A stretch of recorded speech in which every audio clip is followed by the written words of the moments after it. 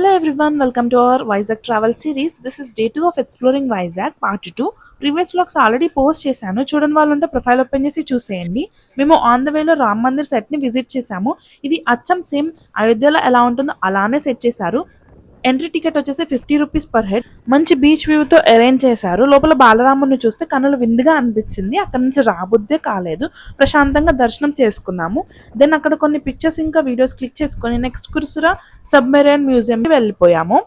ఈ submarine actually war లో use చేసిన ఒరిజినల్ సబ్మెరైన్. ఇప్పుడు ఇది పబ్లిక్ ఓపెన్ చేసి ఒక మ్యూజియం లాగా సెట్ చేశారు.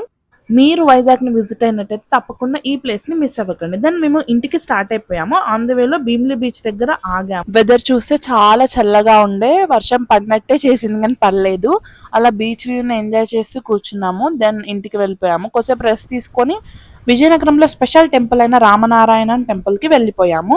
ఆ టెంపుల్ ని టాప్ వ్యూ నుంచి చూస్తే విల్లు షేప్ లో కనిపిస్తుంది. టెంపుల్ లో వాక్ చేస్తుంటే రామాయణంలోని ప్రతి సీన్ ని అక్కడ క్లియర్ గా ఎక్స్ప్లెయిన్ చేశారు. చాలా డివోషనల్ అండ్ పీస్ఫుల్ వైబ్స్ వచ్చాయి. ఈవినింగ్ టైమ్ లో ఒక స్పెషల్ అట్రాక్షన్ ఏంటి అంటే light and sound projector show. ఈ షోలో ఎంటైర్ రామాయణం స్టోరీ మనకు ఆంజనేయ స్వామి మీద ప్రొజెక్ట్ చేస్తారు. వైజాగ్ నుంచి ఒక 50 కిలోమీటర్స్ దాకా ఉంటుంది ఈ టెంపుల్. మీరు ఎప్పుడైనా వైజాగ్ వస్తే మాత్రం తప్పకుండా విజిట్ చేయండి. ఈవినింగ్ టైంలో వస్తే మనకి ఈ షో కూడా చూడొచ్చు.